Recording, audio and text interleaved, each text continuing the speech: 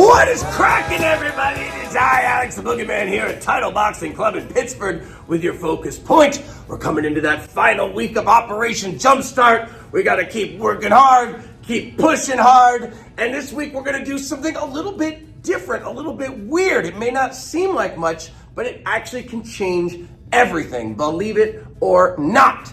So, when we throw punches, as you know, it makes a sound on the heavy bag. The sound of your fist hitting the back. You might also hear chains, other stuff as well. You should also make a noise when you throw a punch and exhale. As you start to throw harder punches, faster punches, it makes a different sound. And you can get more of a snapping, cracking sound by doing that whip effect that we talk about a lot, where you get your hips ahead of your hands and you catch your hand up at the last second, snapping those punches instead of pushing them or just throwing them all at the same rhythm, whipping them back nice and quick. We'll certainly work on that, but it's much more than that. When we throw a combination of punches, of course, they sound different too. And you can throw the same combination and get different sounds. So I could throw a jab, cross, hook, or I could throw a jab, cross, hook, or I could throw a jab, cross, hook.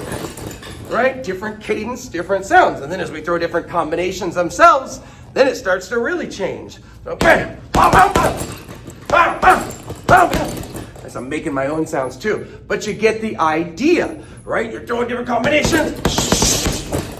You're gonna hear different sounds at different speeds. And what I want you to do this week is listen. Listen, it's getting louder every day.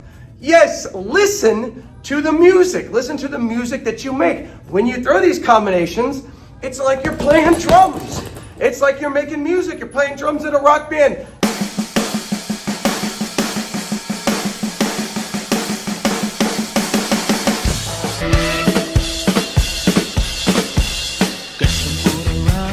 I want you to listen to your own sounds. We'll also think about changing them, changing rhythms, changing, different intensity levels and speed as well to make those different sounds. And you might say, well, big deal. Who cares if I listen to my own punches? Believe me, it can make a difference. It can make a difference. Now, maybe you're not even hearing your punches.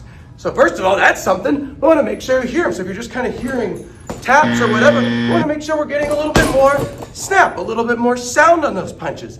If it's all the same rhythm, boom, boom, boom, boom, boom, boom, boom, boom, boom, boom. We want to know that we're changing. And of course, you can know by how it feels, but the sound is going to tell you. The sound is going to tell you and give you a cue. And it's even more than that, because what happened to me, I've seen it happen to other people, is you start to get addicted to a sound that you make. So let's say you throw a combination, right? The next time you throw it, you want to hear those same sounds.